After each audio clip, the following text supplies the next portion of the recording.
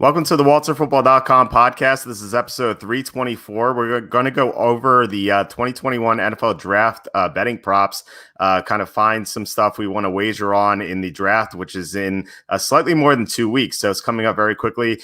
Joined once again by Jacob Camenker from NBC Sports Boston. Jacob, how are you? I'm doing great. I'm excited to look into these draft betting props. I feel woefully underprepared for the draft, so this will give me a good idea of who's going to go where. I know like the basic stuff, but I need to get up to speed in these last couple of weeks. It's coming up fast. Yeah, it really is. And I've been preparing for the draft the entire year, and I feel woefully unprepared for it. So I feel that way every year, and then somehow it comes together. So hopefully that's the case again. So two things before we begin. Like first, please hit subscribe, hit the like button, share this video. All that would help us out immensely. So please do that if you want to help our show. Second, these betting props are on Bovada. So I'm going to put the link here if you're watching on YouTube. The link's at the bottom. It's bovada.lv/sports/football/NFL-specials. So there's a link, and I said it in case you're listening on iTunes or whatever. So I have to thank you for this because I couldn't find this on Bovada. I looked earlier in the day, and I emailed you, and I'm like, I can't find these odds anywhere. and then naturally, like you found them. I feel like Bovada needs to outsource you as like customer relations because I can't ever find anything of Bovada, and you somehow find it right away. So props to you for finding this. We couldn't do a show without you today. Yeah, I just am so well versed in their system just because it was the first gambling site that I learned how to use. Like, it's not the most user friendly in the world. Sometimes it's tough to find things out there, but if you ever need help finding something, just ask me and I will be able to at least find where it's supposed to be. That's true. Yeah. I couldn't find anything on there. It's as I said before, it's a good sports book, but I can't find anything for some reason. I don't know. Maybe it's just me. Like, who knows? But yeah, so Bovada has the most draft odds of any sports books I've seen. Bet365, which I sent to you, has a decent amount, but like not nearly as many as Bovada. Other sites don't have any for some reason. I don't know what they're thinking, but let's go over some of these. And I'll say that I'll read some of them, but not a lot because, for example, this first one, for the first pick, they have 16 names here, so I'm not going to read all of them. Like Patrick Surtain, for some reason, is listed here as plus 50,000. So if you want to bet that, like, good luck. But yeah, so some of them I'll read if they're quick, but not all of them. So if you want to follow, you can just type in that link or later on, just go to Bovada and see the odds for yourself. So for the first overall pick, I mean, I obviously I'm not going to bet this. I don't think anyone should bet this. Trevor Lawrence is minus 100,000 to be the first pick. If you want to wager $100,000 to win $100, I don't think that's a good betting strategy. So I assume you agree, right? Yeah, as surefire as this sounds, the risk is so not worth it unless you're like a billionaire and you're like, oh, this is easy money. But even then, to win like enough money, you'd have to risk your entire fortune to make it worth it. It's just like, yeah, no, there's no reason to bet this. I mean, we all know that it's going to be Trevor Lawrence, barring some massive surprise. But yeah, you can't really bet this because, I mean, yeah, you could bet like, oh, maybe Urban Meyer is going to take an Ohio State guy like Justin Fields. But it's like, why would you bet that? Like, you're just basically lighting money on fire. So just, yeah, stay away from the number one pick in this one. Yeah, can you imagine Elon Musk betting like $100 million to win $100,000? Like, like it wouldn't even like move the needle for him, so it doesn't matter. Lawrence is locked in. The only way he's not the first pick is if there's like a freak injury and then the Jaguars can't draft him, or if like he gets into some legal issues, which I don't think is going to happen because he seems like a good guy. So definitely do not bet that one.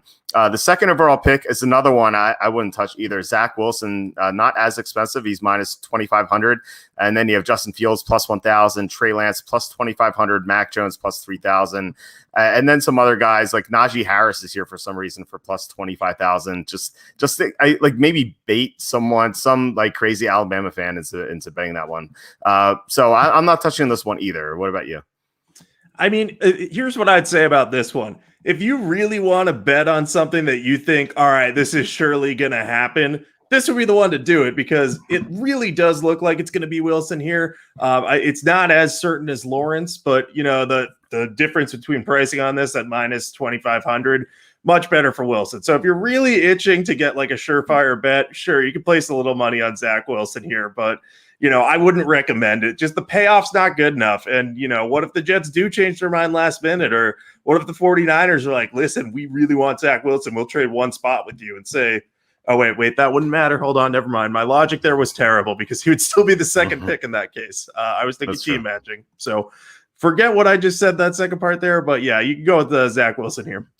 Yeah, I think it's definitely safer. Again, like freak injury, like legal issues that could happen. Also, the Jets didn't trade up to this pick, so they're still doing their due diligence on Wilson. Like maybe they find something in his past that they don't like. Like that could always happen. It's unlikely to happen though, because as we've seen before, like the Eagles were planning to trade up for Zach Wilson, and they didn't do it because they were told he was not going to be on the board. So, like for that reason, I would not do it. I would not go like otherwise. But yeah, I think Zach Wilson minus 2,500 is not something I would do, but it's definitely safer than Trevor Lawrence, even though Lawrence is more locked in. All right, the number 3 pick I think is more interesting. So Mac Jones is minus 150. Justin Fields also a favorite, minus 120, which is weird. And then you have Trey Lance plus 600. Zach Wilson plus 2,800. So if you think he falls there, I think that might be a good bet. And then you have the non-quarterbacks like Kyle Pitts plus 8,500, Penei Sewell plus 8,500, Jamar Chase plus 10,000, and so forth. So what are you doing with this third pick? Do you have any interest in betting it? So I would have an interest in betting this. What I would do is I would go with the underdog here in Trey Lance at plus 600 because we truly don't know what the 49ers are going to do here.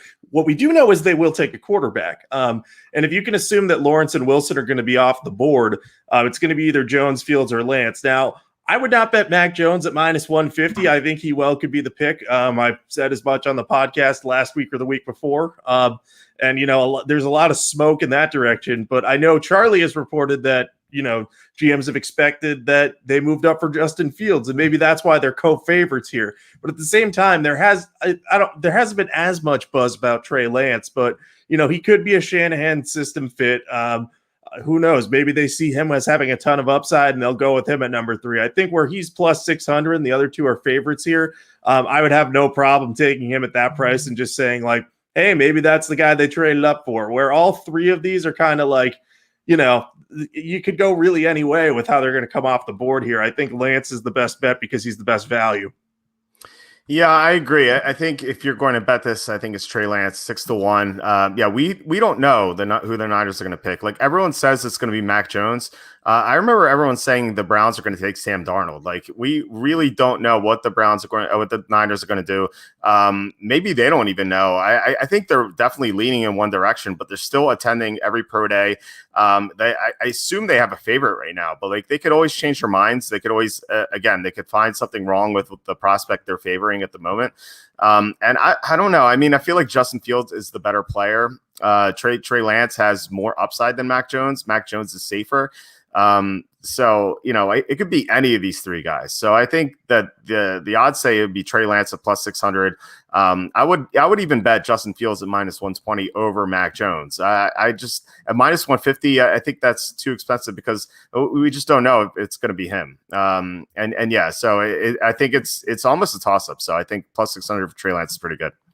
Yeah, I agree. I would bet Mac Jones last out of these 3, just because he also, as you mentioned, has the lowest upside of any player here. So like, they could go the complete safe route, and I wouldn't be opposed to that. Like I like Mac Jones more than other people, of course. I just think he's a really good and accurate passer. Reminds me a little of Matt Ryan with a weaker arm.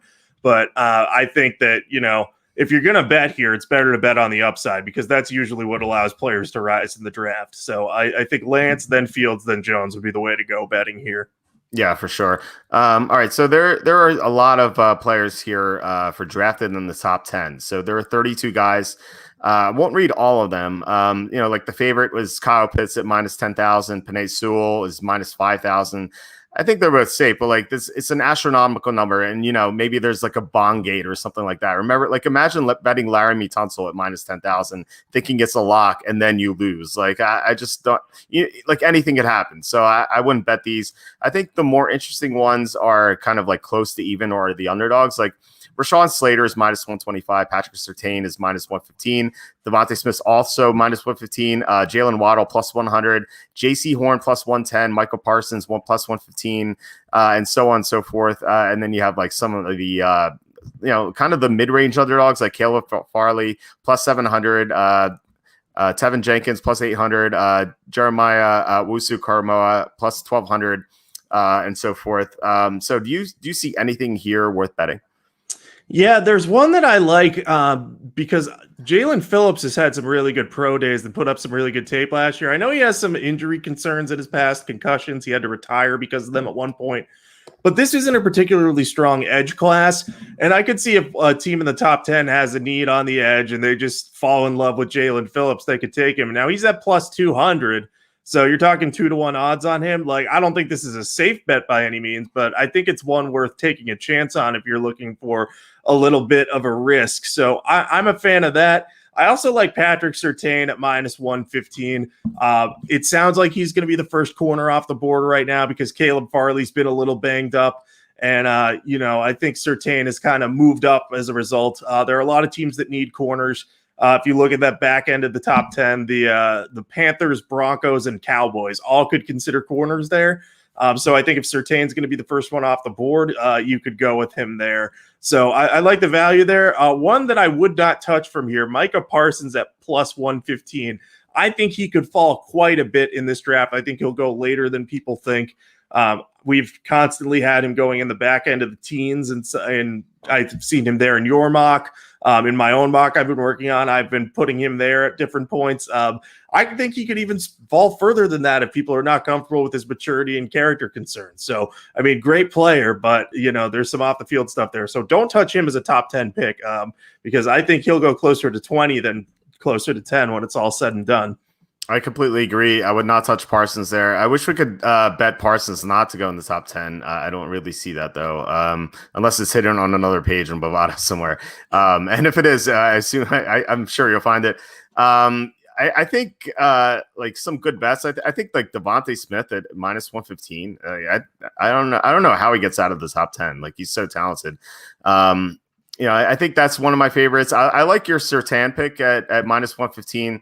I think J.C. Horn has a good chance of going in the top 10 as well. Like, Surtain, I'd say Surtain is probably the favorite to be the top cornerback chosen, but I think Horn has a very good chance as well. I could see him going 8 to Carolina or maybe 10 to Dallas. So I think that's definitely a possibility. So plus 110 seems pretty good. You mentioned Jalen Phillips at plus 200. If it weren't for the injuries, I think he would definitely be in play. I'm just worried about some teams flagging him. But, if a team, all it takes is one team. And if a team like Dallas, for example, like they really love him. We know they were going to take K'Lavon Chaisson last year.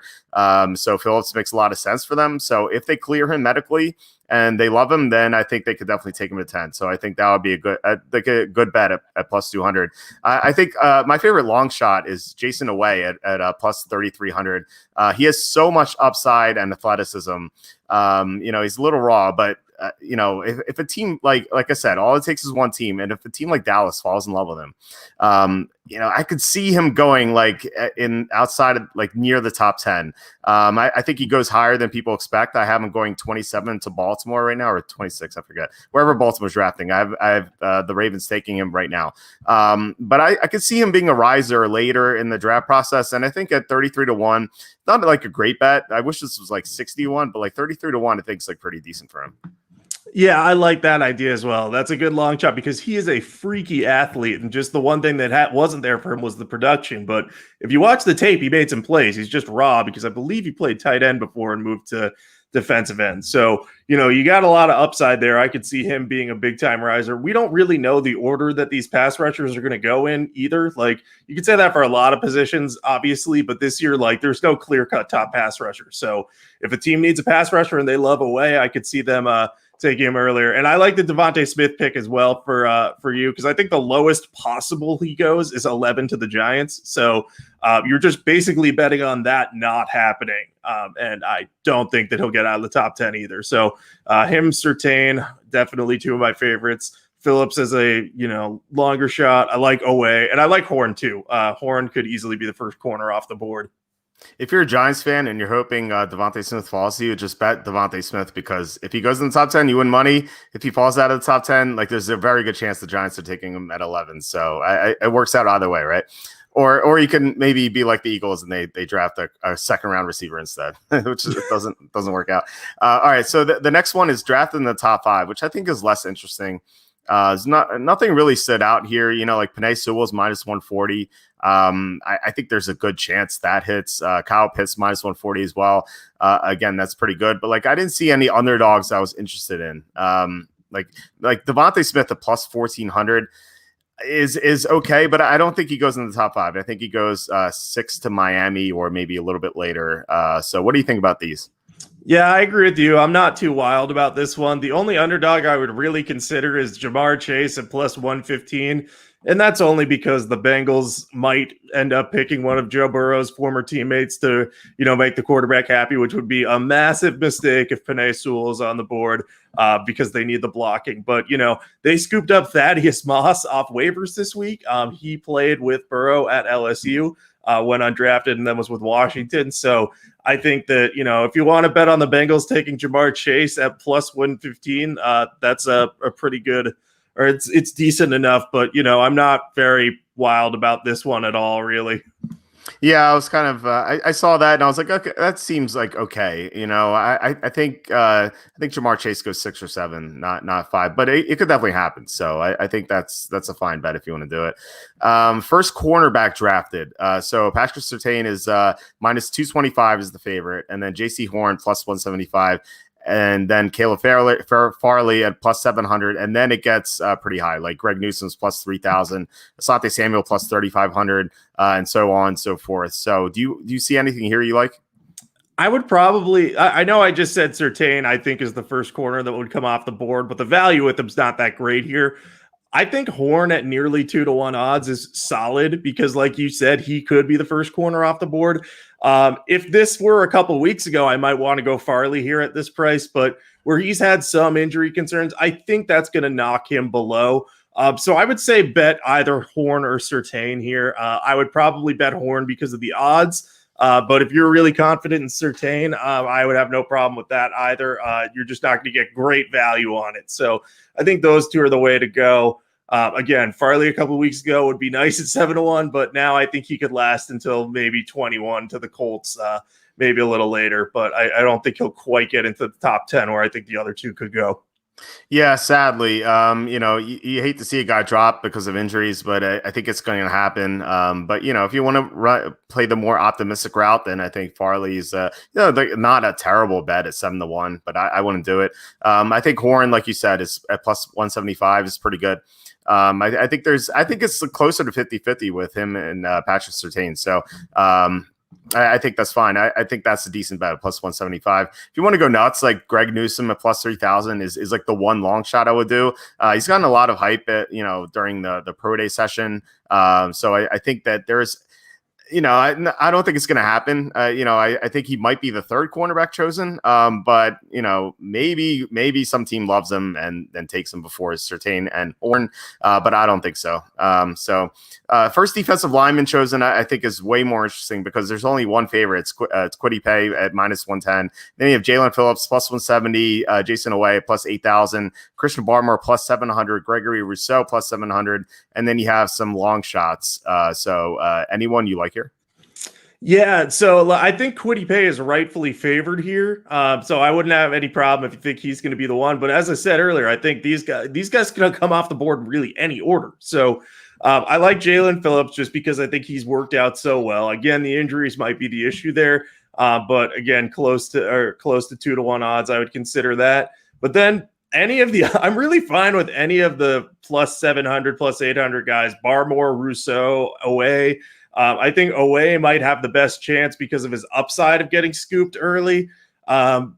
So like you're talking 8-1 odds on like an athletic freak. I will always be happy to take chances on him. And Rousseau for a while was looking like, hey, this guy's going to be the number one edge rusher in this class. And then, people kind of cooled on him as the process went along. But I don't mind him at all either because I think he was very productive in his last year of college. Maybe sitting out didn't do him any favors because some other people emerged. But I think, I would be fine taking a chance on him because I think it's going to be more about teams are going to fall in love with different traits for different players on the defensive line because there's no true stud. So really any of those four I would take a chance on. But if I had to pick one, I'd probably say the longest shot Jason Away would be the one I'd recommend betting. And then Jalen Phillips would be the slightly safer one that I think he'll probably go top 25 unless those medical red flags scare a team off. Yeah, that could definitely happen. I think I agree with you in that order. I think I would take Away. I think 8-1 is a pretty good bet there because, like you said, it could be any of these five guys who go first for the defensive linemen. So I think that's definitely a good bet at 8-1. Jalen Phillips plus 170. If the injuries aren't a concern, then I think he's probably I think he would be the favorite if it weren't for the injuries. So I think that's a decent bet as well. The other ones I wouldn't really touch, like Kwity Paye minus 110, I think is a little overpriced. Like if you were like plus 120, plus 130, I think I'd be more interested. But you have to bet more money than you get back. I don't like that. Gregory Rousseau is someone we had a lot higher in our mock drafts earlier, like several months ago. And everything we've heard from him is like negative. Like teams just like, he's not explosive. He doesn't have the upside. So, and plus he sat out, which is not going to help him. So, Gregory Rousseau, like, I think there's a chance he falls into the second round. So I would not bet the plus 700, and none of the long shots interest me really either. So, so it's definitely Away and then Phillips for me. Yeah. You don't like, I'm trying to read the names and I can't read them. I was going to say Quitsney Roche. I think they might have spelled his name wrong there. I can't tell. There's like two H's in Roche. I'm having trouble with this though. Yeah, they spelled his first and his last name wrong. So I don't know what they're doing there. But anyway, so first defensive player drafted. We have Patrick Surtain at plus 120, Micah Parsons plus 150, Kwity Paye plus 600, JC Horn plus 900, Jalen Phillips plus 1,400, and then we get some large underdogs like Caleb Farley plus 2,500, Azeez Ojulari plus 4,000, and then so on and so forth. So do you like anyone here? Yeah, I mean, I like Horn at plus 900 because we just talked about how it's kind of a toss-up between him and Surtain for that first cornerback spot. I actually, in this circumstance, would not be opposed to betting on Patrick Surtain and J.C. Horn as the top two defensive players because they're both underdogs. Surtain's actually technically the favorite, but he's still at plus 120. Horn at plus 900. I think there's a good chance that the Panthers end up going with a corner if they stay put. And if not, I think the Broncos might go offense and then Dallas go defense. So I think there's just so many opportunities for a corner to come off the board. So going with either of those guys would appeal quite a bit to me. I've mentioned Jalen Phillips numerous times. So at plus 1,400, taking a chance on him, I'd be okay with. Again, the injury concerns may knock that off a little bit. So I think those three would be my favorite, but I actually might place a bet on both of the corners here. I think that might be fun. We brought up Jason Away multiple times, so I won't get too into that. He's probably the best long shot. Jimin Davis, I also kind of like, as we talked about earlier, Micah Parsons kind of, might scare some teams off. Davis has been rising throughout the draft process. I know at one point he was mentioned as a possibility for Washington's pick at 19. So, I don't know how much higher he gets, but at what appears to be plus 5,500, I think, if you want to take a chance on a linebacker being the first defender to come off the board, I would go with him over Micah Parsons for sure. Yeah, the two plus 5,500 guys that you mentioned, I think are pretty good values. We talked about Away being in the top 10, possibly. Then at plus 5,500, it's a good bet. So I'd bet like one of those, not both. But yeah, I think that makes sense. Jimin Davis, like Charlie Campbell posted an article talking about how some teams have Davis ranked over Parsons for linebacker as the top linebacker in this class. So if you compare Davis plus 5,100 to Micah Parsons plus 150, like there's no comparison there. Like, so I think he's a great bargain. The problem is like it's probably going to be one of the two cornerbacks. So it's 55-1. I guess it's worth it. But I think that your strategy of going either plus 900 for Horn, or actually both plus 900 for Horn and then plus 120 for Surtain. I think that's a good strategy. I think that there's a good chance one of them will hit. So yeah, I mean, you make money either way. So it seems like a pretty good deal to me.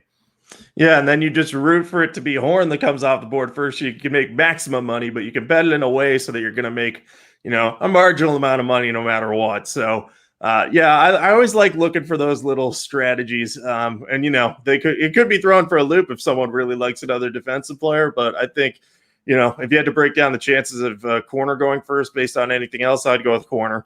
Yeah, for sure. So speaking of the linebackers that we just discussed, first linebacker drafted, Micah Parsons is the heavy favorite minus 400. So obviously would not touch that.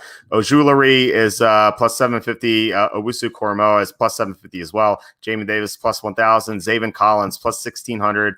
Joseph Asai plus 1,800. And then we have some huge underdogs. So you have anyone you like as the first linebacker drafted? Yeah, so I mentioned Davis last time at 10-1 odds. I like him here. I think he could rise. He could be the first linebacker off the board, as you mentioned. Charlie has had an article about how some teams prefer him to Parsons, and I could absolutely see that. I actually think I like him and Collins the best. The reason on Zaven Collins, I think he could be a very good fit for the Patriots if they stay put and don't go for a quarterback. Bill Belichick tends to like athletic, big linebackers that can rush the passer. Zaven Collins checks all those boxes. So I think, Belichick has never been afraid to go with his board over what other people value. And I know there's always the risk of the Patriots trading down. That could ruin this possibility. But with Brian Flores drafting just a few picks later, he may be, if he wants a linebacker, he may look at Flores with the second first-round pick and say, I can't go too far down. So, if Parsons is still on the board, which I think he will be, I think Collins could come off the board before him or Davis. So both of those guys at 10-1 and 16-1, they really intrigue me. I wouldn't be opposed to JOK coming off the board or being the first one off the board either. I think he's a little more of a hybrid player, though. So I would prefer the two longer shots just because I think they have a better fit and are a little bit bigger for the NFL level. Yeah, I think Davis and Collins are very good bets here at the plus 1,000, plus 1,600 respectively. I mentioned the Charlie Campbell report. A lot of teams like Davis more than Parsons, as you mentioned. And then Collins, yeah, I think that's a great point. He's a great fit for the Patriots and then the Dolphins because Brian Flores obviously learned under Belichick. So I've had Collins going to the Patriots at 15. If I had them going elsewhere, I'm probably going to slot him in at 18 to the Dolphins. I just think he's a great fit. So, I like those two bets for sure. Again, would not touch Parsons at minus 400. Owusu Koromoa is I think that's a fine bet, but I like the other two more. If he were plus 2,000 or plus 1,500 or something like that, then I would have interest. Plus 750, not as much, but I think that's a solid wager. Yeah, I think JOK is going to be one of those guys who, NFL teams, they tend to, I don't want to say devalue guys that can play multiple positions, but at linebacker, when you don't have maybe necessarily a true fit, it's kind of harder for certain teams to see how you fit in their scheme. I feel like that will hurt JOK a little bit, but wherever he lands, he's going to be great. Like he can play linebacker, he can play some defensive back, he's played in the slot. So he can do anything. It's just a matter of NFL coaches being like, what are we going to use him for? And not saying like, oh, everything. They got to figure it out. We saw that with Isaiah Simmons too last year. It was like Isaiah Simmons could do everything. And defensive coaches were like, wait, what are we going to use him for though? And it took the Cardinals a while to figure that out. So I think that could hurt Owusu Koromoa just a little bit, but obviously his skills are great. Yeah, I mean, Simmons looked like he's going to be defensive rookie of the year. Well, if Chase Young got hurt, obviously, but then it didn't really work out for them. But I feel like it might, but it might take him a while. Like it took the Cardinals a while to learn how to use Hassan Reddick as well. So not a good track record there. But yeah, it might cause him to slide. You're right. So I think that is not a good bet at plus 750. I think this one's interesting. First non-quarterback drafted. Kyle Pitts is plus 135. Penei Sewell is plus 150. Jamar Chase is plus 250. And then we have larger underdogs like Rashawn Slater plus 1,600. Micah Parsons plus 2,200. Surtain plus 2,200. Kwity Paye plus 3,500. Then Devonta Smith plus 4,000 and so on. So do you like anyone here? Yeah, I mean, the first three guys are definitely the ones that I think it will be. I think it's going to be one of those three. Like, as much as I want to be like, ooh, Devonta Smith at 40-1 odds, that's appealing. Like, I don't think he's going to go before Chase unless Chase makes past the Dolphins pick, at which point the Bengals won't have picked a quarterback. So, I think that they would have Sewell in their hands at that point. But of these, I think Sewell at plus 150 is the safest bet because teams are always looking to add to the offensive line. The first three teams in the draft that aren't looking for quarterbacks, the Falcons, Bengals, and Dolphins, all could use some extra offensive line help. I think Sewell as the middlemost value here appeals to me. I mean, you could make the case for Kyle Pitts here as well. I have no problem with that. I just think, tight ends historically tend to get devalued a little bit. I know Pitts is viewed more as a receiver than anything else, so that might be helping him. But I just think, Atlanta's in danger of trading out to a team that needs a quarterback, or Atlanta themselves could consider a quarterback. If Trey Lance is there, I think Terry Fontenot likes him a lot. So if it gets the Bengals pick and they're faced with Chase, Sewell, or Kyle Pitts, like they should take Sewell. And I will bet on them taking Sewell because that seems like the smartest thing they could do. And then if they don't, I'll have twice as many reasons to be angry at them. So, I would go with Sewell, but I have no problem if you want to go with Pitts or Chase here either. But I'd probably rank them Sewell, Pitts, Chase in my book. Yeah, I agree with that. And when it comes to Pitts and Sewell, like, why not both? Like, why not just bet both? Because they're plus 135 and plus 150. It's kind of like the cornerback thing, like not as much upside because there's not a plus 900 in there. But if it's either Pitts or Sewell, which I think there's a very strong possibility it's going to be one of them, you're going to make money. You're going to make either you're going to hit the plus 135 or plus 150, and you're going to lose the other. So you're going to make money on it. So I like that a lot. I don't think it's going to be any of the other guys. I really don't. Like Jamar Chase plus 250, like that's okay. But I feel like it's either going to be Pitts or Sewell as one of the other as the top non-quarterback drafted. I can't really see anyone else. Like as you mentioned, like the guy you mentioned at plus 4,000, Devonta Smith. Like part of me wants to bet that, but I know he's not going to be drafted over Pitts or Sewell. Yeah, no, that's exactly the thing. Like, as appealing as that might look, you're like, oh, I get the Heisman winner, like probable top 10 pick. Like, oh, what if the Falcons fell in love with him? They love Alabama receivers. But no, it's not going to happen. So, as good as that looks, I actually agree with you. I'm betting both Pitts and Sewell, like right now, if you put 100 on both, that means you're either going to profit $35 if it's Pitts that goes out, or you're going to profit $50 if it's Sewell that's drafted first. So, I would be very confident betting those two and then do it in conjunction with the corners. And if JC Horn goes first, you're like really looking good. Yeah, for sure. Yeah, I'm going to bet that as well. I like that a lot. All right. First offensive lineman drafted. Sewell, as you might guess, is the big favorite at minus 1,000. And then Rashawn Slater plus 350 is next. And then you have some big underdogs like Elijah Vera Tucker plus 3,500, Christian Darrisaw, the same price. Tevin Jenkins is plus 8,000. And then you have guys in the 10,000s. So are you betting Sewell or are you going somewhere else or are you just passing here? I'll probably pass because it's going to be Sewell. Like I don't hate betting him at minus 1,000. Like that's fine. But like you're not going to get a ton of value there. And on the off chance that like Slater is preferred by one of the teams, or like say the Bengals pass on Sewell, and then one of the teams didn't expect Sewell to be there and did a ton of research on Slater and isn't comfortable with like there's just a little too much risk in this one for me. I think it should be Sewell, but there's just no value. And I have seen mocks at least occasionally that have had Slater in front of Sewell. So that's like enough to give me pause, but not nearly enough to make me bet against the guy who I think is clearly the best offensive tackle in a stacked class. Yeah, I agree. It's almost certainly going to be Sewell, but then again, are you going to risk the minus 1,000 on a Bongate thing or a freak injury no one knows about, or some off the field issue that just gets reported the day before? It is such a risk if you go minus 1,000. Like risking $1,000 to win $100 doesn't seem smart to me, even if you're convinced that it's going to happen. It just like why do that? So yeah, I would pass on this. I'm almost certain it's gonna be Sewell, but I don't see any reason to bet this one. Yeah, exactly. Good points. Okay. All right, first running back drafted. We have Najee Harris as the favorite at minus 170, and then Travis Etienne at plus 140. Javonte Williams, another misspelling there for Bovada, plus 500, and then we have guys in the thousands. So do you like anyone here? I would go with Travis Etienne at plus 140 if I had to pick one of these guys, because we've seen in the past teams value scheme fit for running back. That's why Clyde Edwards-Helaire went as the first running back last year, because he fit Andy Reid's scheme. Deandre Swift, I think we can all agree, was more talented or better on tape.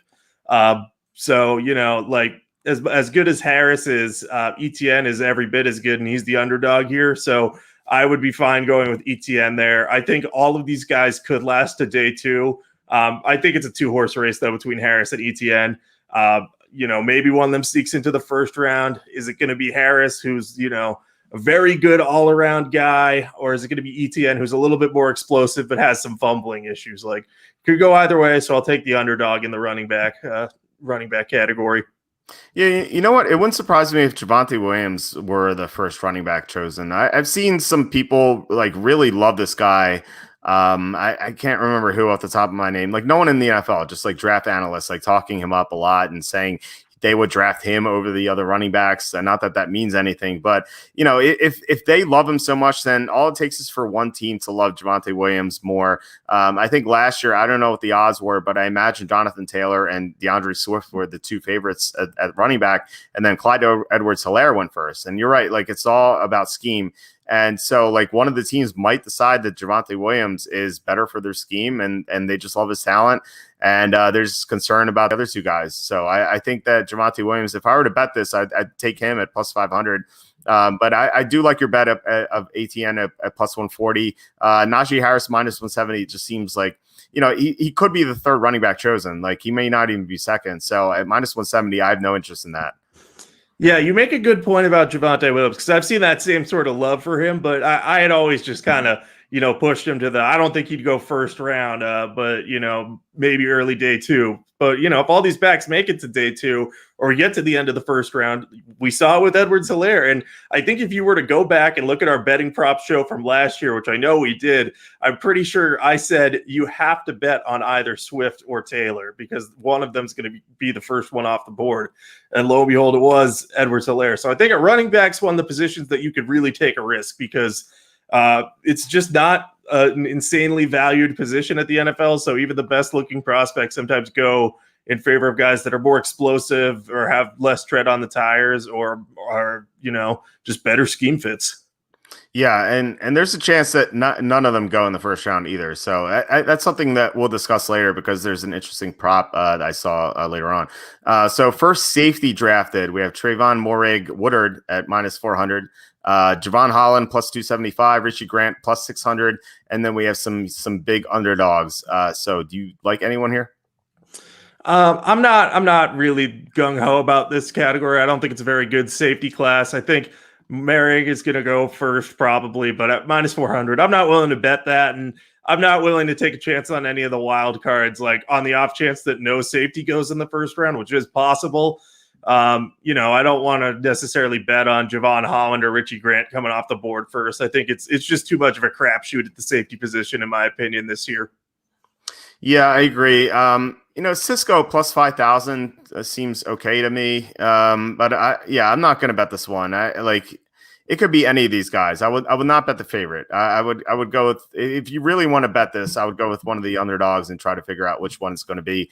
I think Cisco, it could really be anyone. So I think at plus 5,000, I think he's probably my favorite here, but I'm not going to bet this one.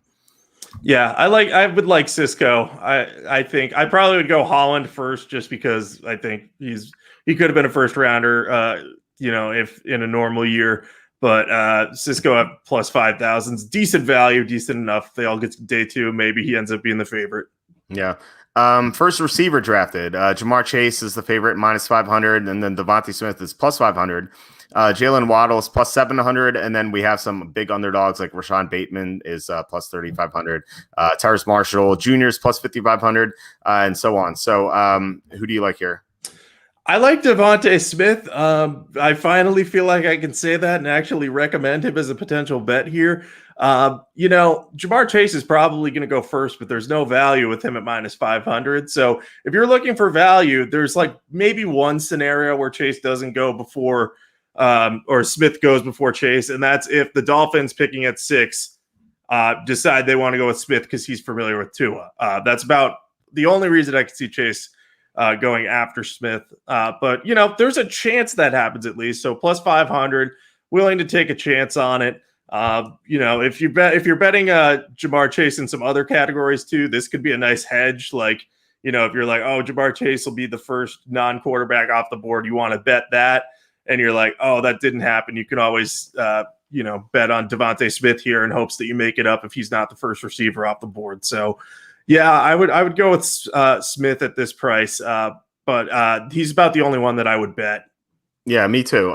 So Tony Pauline posted an interesting article recently, and it was a couple of days ago, and he said, I think it was, it might have been him.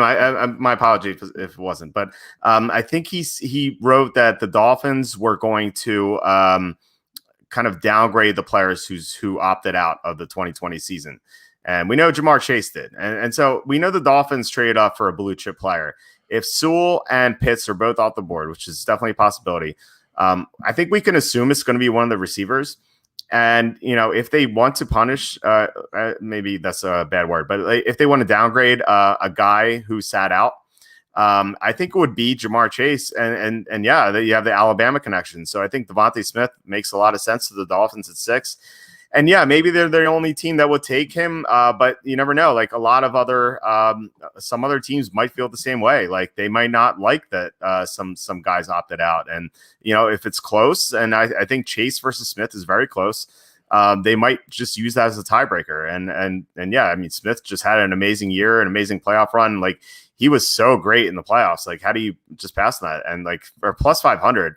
I think that's a great value. So I'm definitely gonna bet this one.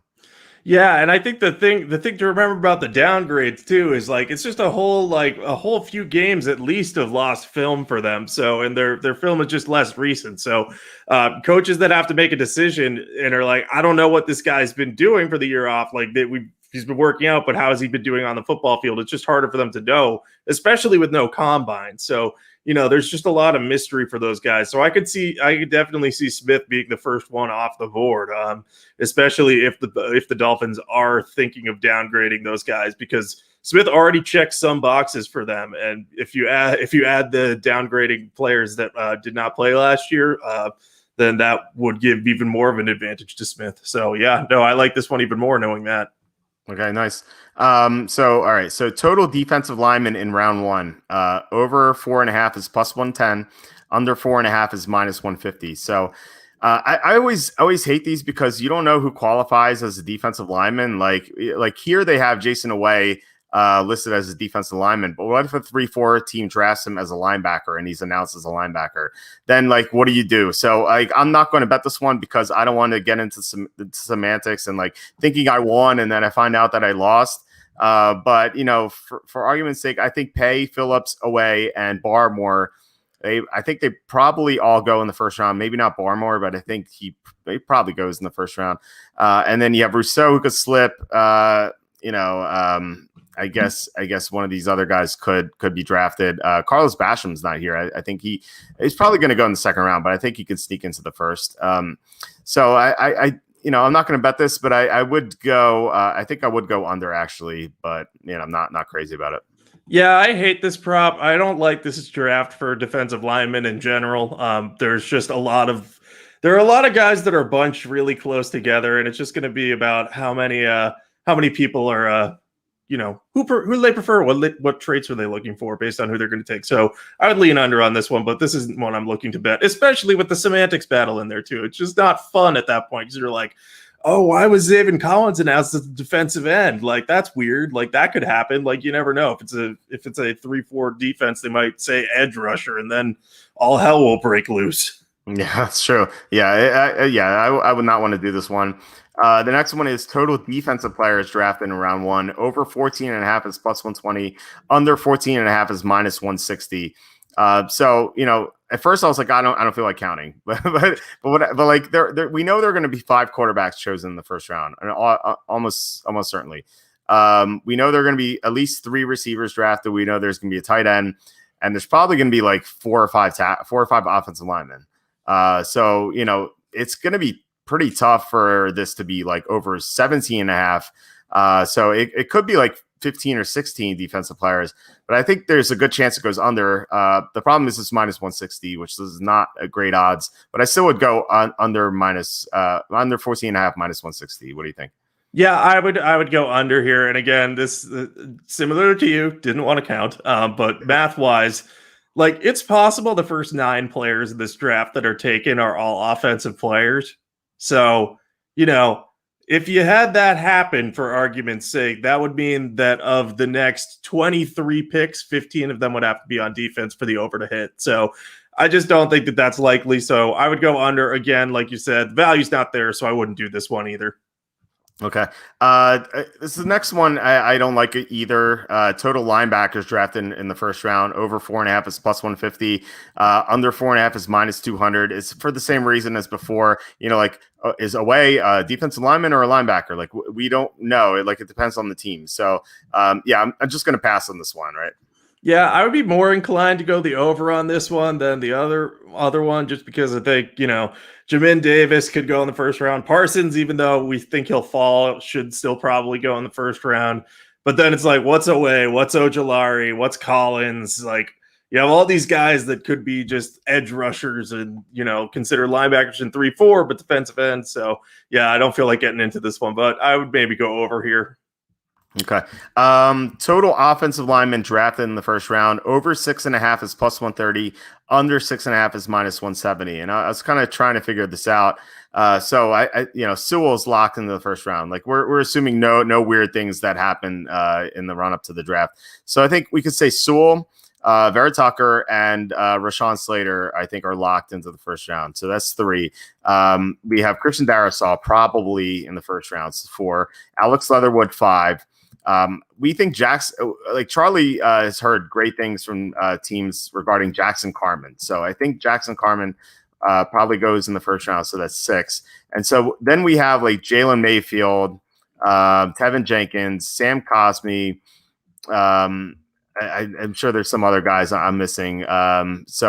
I think there's a decent chance this hits over because we could see a run on offensive linemen, and like teams are so they're always willing to upgrade their offensive line. So I think I would go over here at plus 130. If this were like minus 130 for the over, I wouldn't touch it, but we're getting positive money for this. So I think I would go over the plus 130. What do you think? Yeah, I love this one at plus 130 because we saw something from Daniel Jeremiah that he tweeted the other day. That was basically there's a lot of mixed ratings on the offensive line. Like, some teams' 3rd tackle might be another team's 7th tackle this year.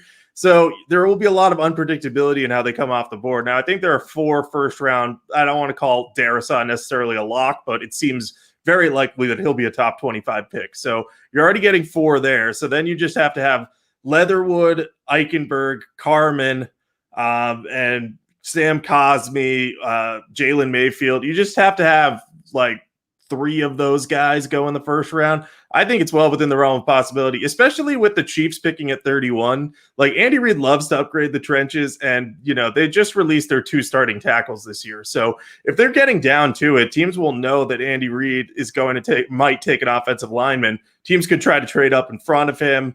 And Reed might have a few that he likes, so he'll probably still take one anyway. So I really like this one. I think that we could see as many as 8 tackles go in the first round. It's just such a good tackle class. And I know a lot of people will say oh, but that means it's really deep and they can wait on it. But NFL teams don't like to wait if they have a player they like, especially on the offensive line. So I think we're gonna, like you said, see a run on tackles eventually. It could start around pick 19 when Washington, Chicago, and Indy all pick back to back. They all need offensive linemen. If it starts there, teams will maybe trade up to get some help with their blocking situations. There's so many teams that need offensive linemen. Like you made a great point about the Chiefs. Like maybe they push you over the top and take the seventh tackle. But you can look at like the Packers at 29. They lost 3 offensive linemen this year. The Ravens, they're going to be probably losing Orlando Brown. They haven't replaced Marshall Yanda yet, so they could be looking at an offensive lineman. You have the Steelers, who lost 3 offensive linemen this offseason.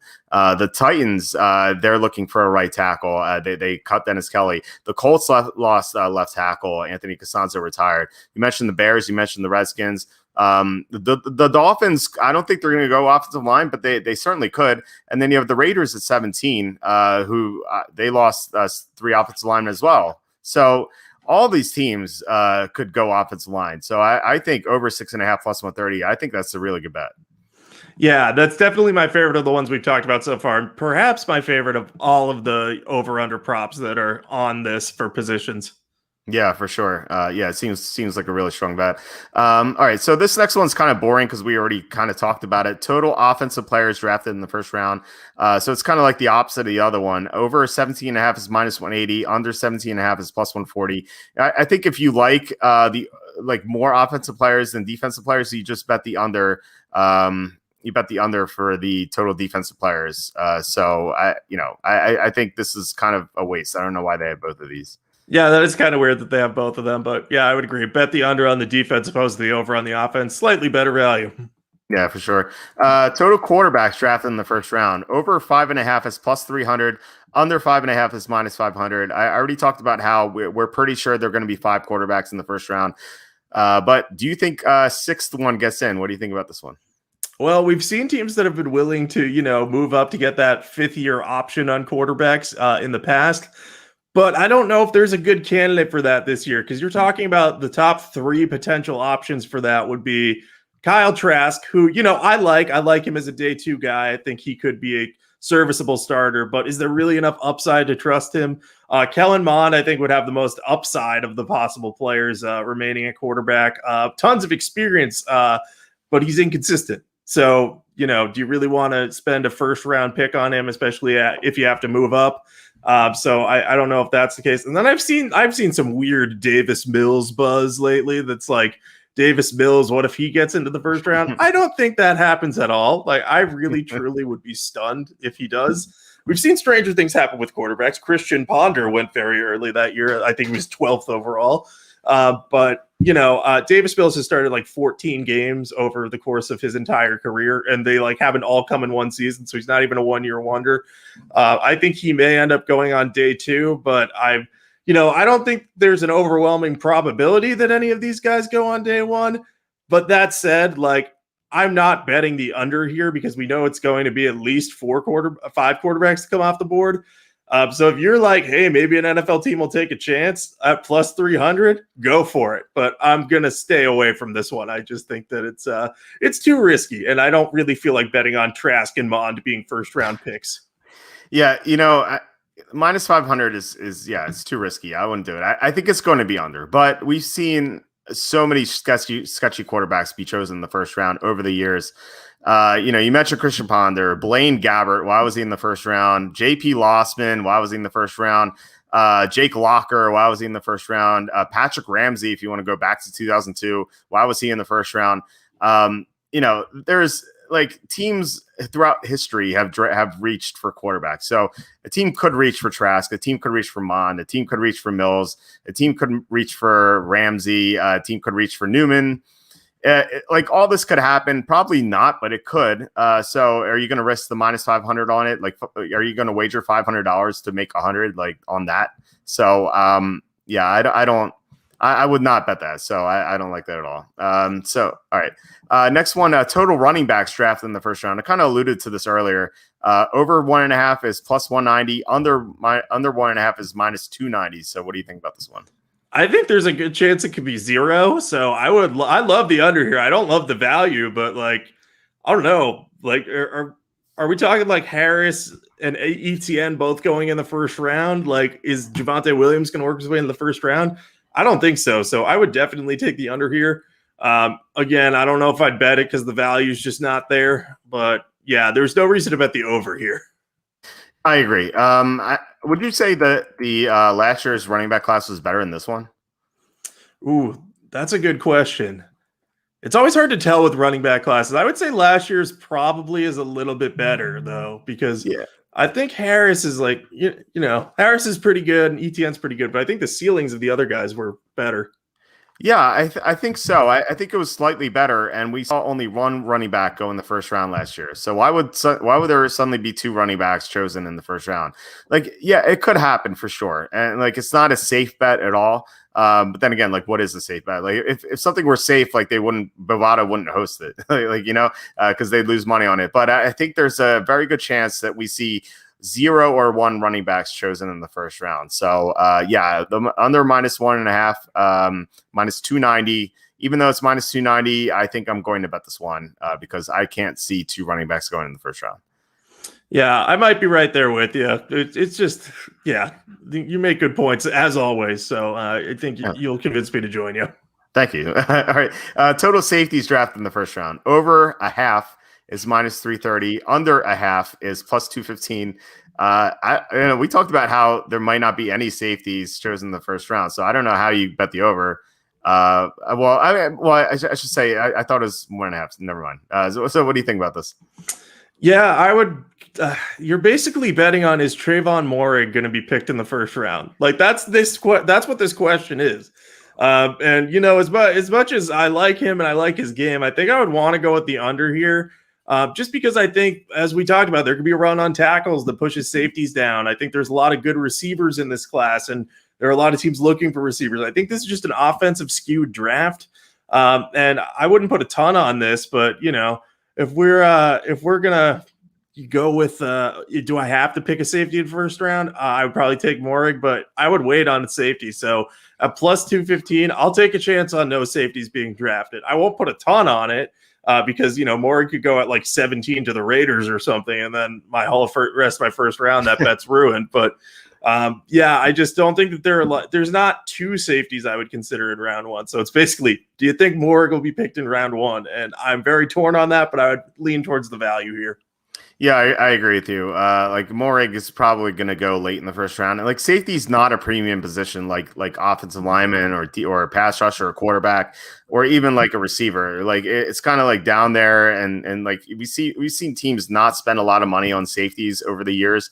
So like, why would they draft someone in the first round? Like I currently have Moehrig in the first round, like to the Saints. So yeah, he could definitely go there. But you know, you're getting +215. And so I think those are good odds. If they're sort of like +100 or like -120, I wouldn't bet it, but +215 I think is a good number for this prop. For sure. Okay. So we have 2 more here from Bovada. Total tight ends drafted in the first round. Over 1.5 is +365. Under 1.5 is -630. So do you like this one? I mean, this is another one where you're basically betting on one guy. Will Pat Freiermuth be a first-round pick? I think he's the consensus number 2 tight end behind Kyle Pitts, who will definitely be a first-rounder. I don't feel like Freiermuth is going to go in the first round. I think we've seen tight ends devalued in the draft over the years. A lot of people thought O.J. Howard was going to be a top 10 pick. He went like 19th to the Bucs back in the day. That's kind of happened a lot over the years. So I would lean the under, but I would not bet at this absurd number, -630. In fact, like even if I thought it was the under, I would be more willing to bet the over here. Like even if there was no like it was like there is almost no possibility of Pat Freiermuth going in the first round. If that's what you told me, I'd still say I still want that other number. That number looks better to me. So I would lean on the over, but I would not consider betting this. It just doesn't seem like a good bet.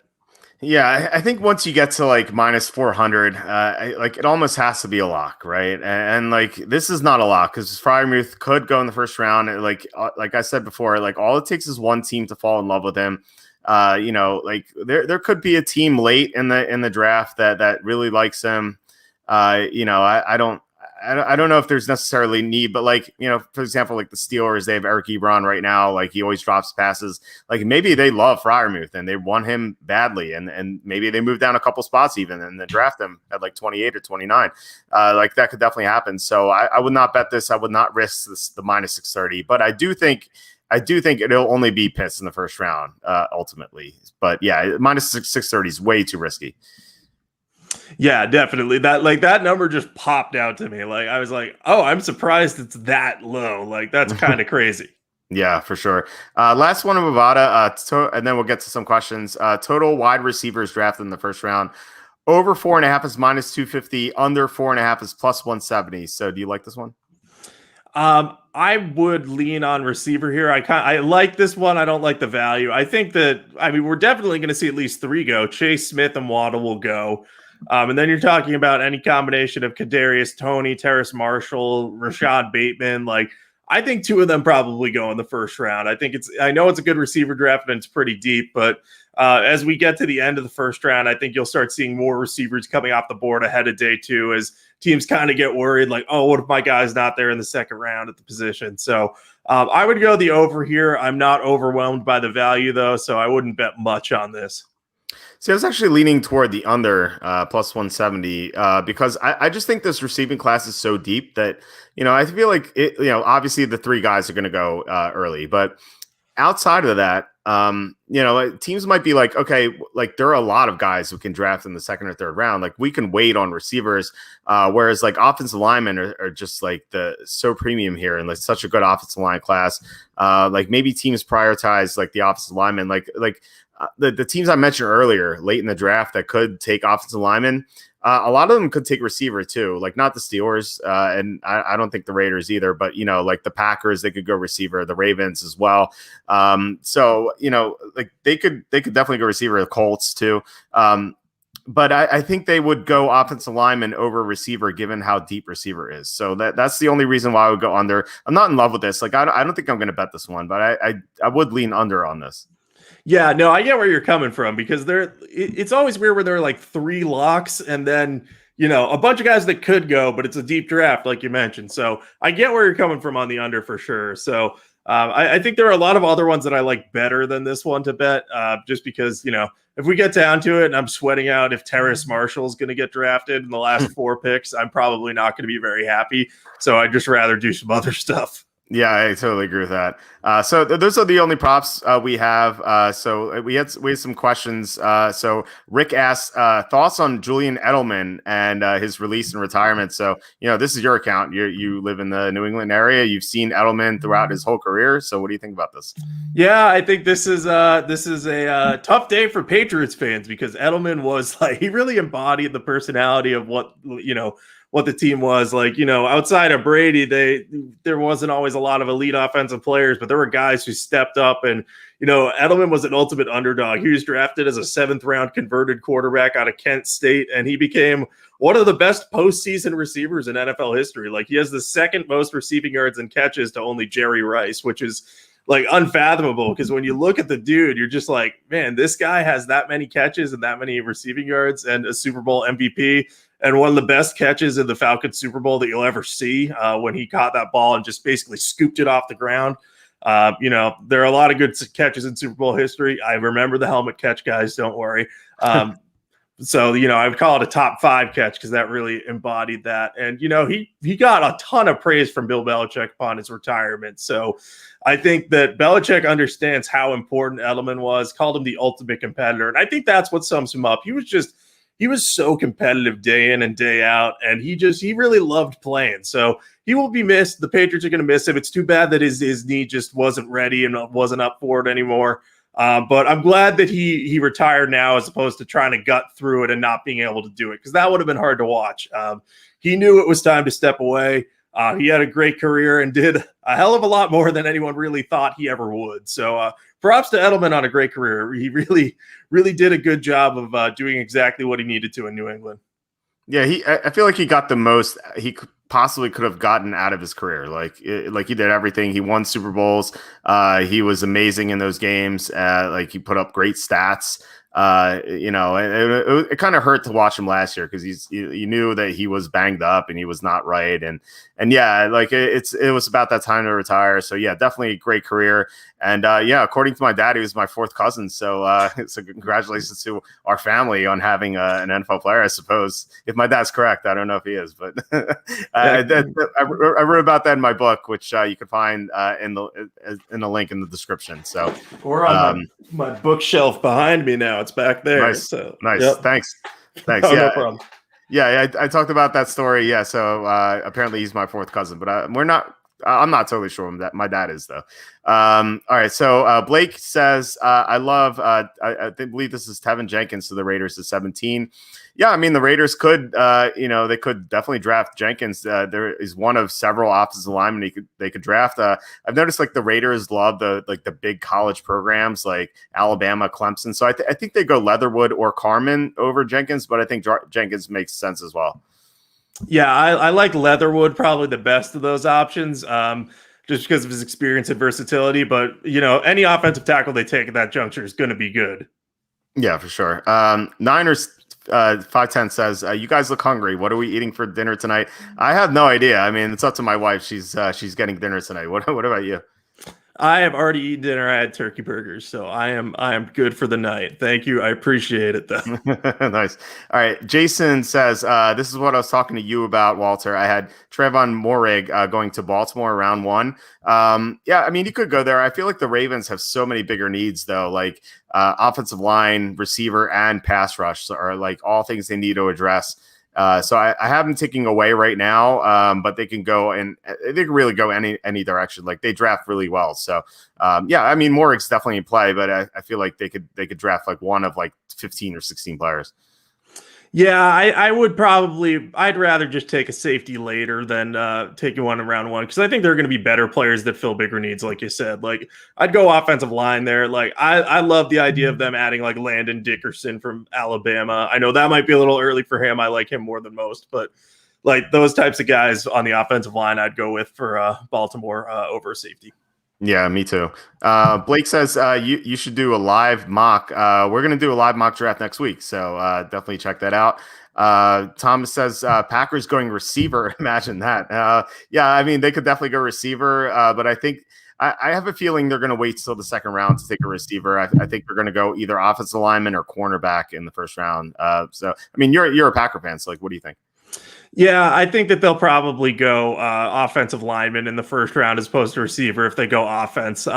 They may look to build up that defense a little more because it has been a weakness at various points over the years. And, as we saw, Aaron Rodgers can still carry a team without good receivers. Like, you wish they'd give him another one outside of Devontae Adams. But I think especially in this draft, they can get them later so long as they're not spending money on backup running backs and weird random tight ends that they could have gotten in like the 7th round.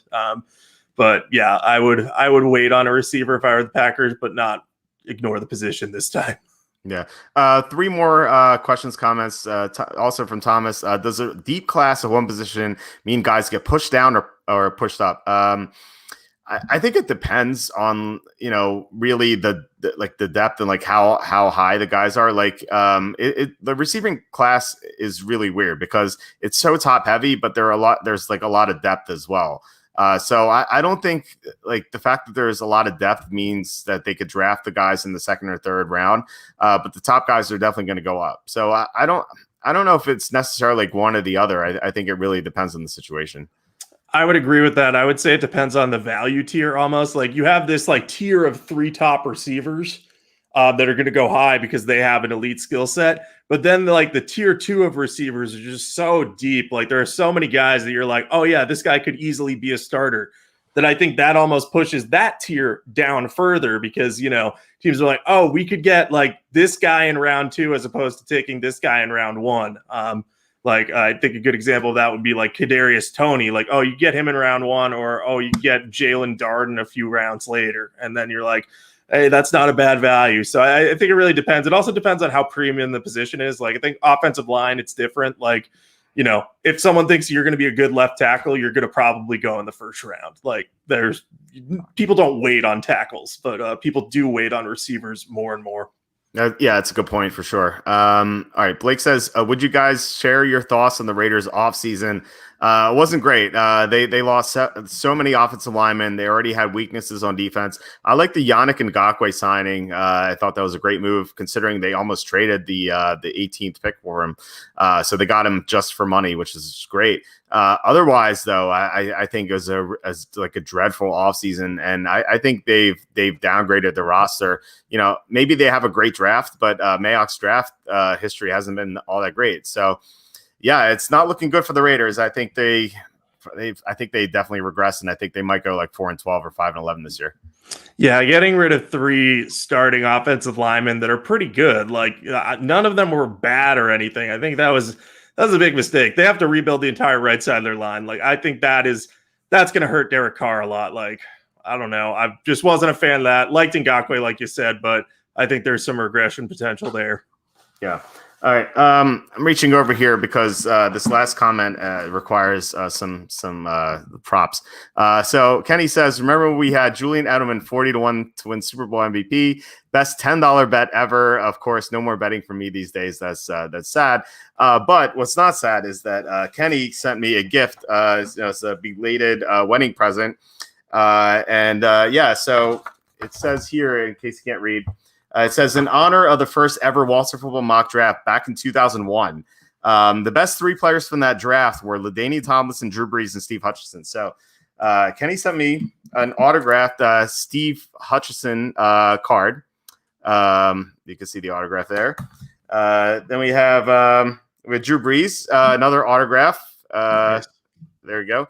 And the coolest one, LaDainian Tomlinson, just like a photo. Like I wish there weren't a glare here, but like this is an autograph photo of LaDainian Tomlinson wearing the TCU purple jersey. That was an awesome gift I got from Kenny. Actually, I got a box from him over the weekend. It was like delivered on Sunday, I think, and I was like, what's this from Kenny? Like, does he send me some equipment for the podcast or something? This is awesome. Thank you so much, Kenny. It was really cool to see this. I want to like put this all in a frame somewhere because 2001 was our first mock draft ever on the site, and it's been 20 years, which is crazy. That is absolutely nuts, and that is a great gift, Kenny. Well done. Like, I mean, that's 3 Hall of Famers right there. That's just crazy good. Yeah, it's awesome. Yeah, Kenny says congrats on 20 plus years. Yeah, Kenny and I, if you don't know the story, Kenny sat right next to me in my high school class where I started this website, and he's hosting the website, so it's like really cool. And Kenny said that he can be on our show with us during the summer to talk about fantasy football. So looking forward to that. Once again, thank you, Kenny. It was an awesome present. I want to put this all together in one frame and like hang it up somewhere. So really cool. All right, that's about it. Once again, hit like, subscribe, send this out to someone who may like football. That would be amazing. So do you have anything to plug? You can follow me on Twitter at Jacob Camenker. Got a bunch of stuff in the works, some regrades for the Patriots in their last few drafts coming out on NBC Sports Boston. I'm still in the process of working on my NFL mock draft. I will hopefully drop that soon. I am not going to make any promises though, because every time I'm like, it's going to come soon, something happens in some trade, or it's going to be Mac Jones, not Justin Fields, and then you got to redo your whole mock. So I will hopefully have that at some point in the next week or so. But if not, I'll be tweeting out my draft thoughts and some positional rankings with the draft coming up really, really soon. Very excited for it this year. Sounds good. I'm at walterfootball.com. We have tons of draft content as usual. We have some other draft content planned with these 17 days left of the draft, or 16 days actually. Definitely check that out. I agree with you about the like waiting to do the mock draft. Of course, we post them every week, but the most tilting thing was last week when the Sam Darnold trade went down. I was in the middle of the mock draft, so I had to start over because the Carolina pick would be different, which was like very upsetting, but it's still fun though. I love the trades. It's still a great time of year, and it's the last taste of football we get till training camp. So it's going to be a lot of fun. And next week we're going to do a mock draft. I hope Charlie can come on. I have to ask him if this is a good time for him. Even if he can't come on and he's busy, we could still do a mock draft together. So I'm looking forward to it. Yeah, me too. It'll be a lot of fun. I'll bring my best draft knowledge. Sounds good. I'll talk to you next week. All right, sounds good. Talk to you later. All right, bye.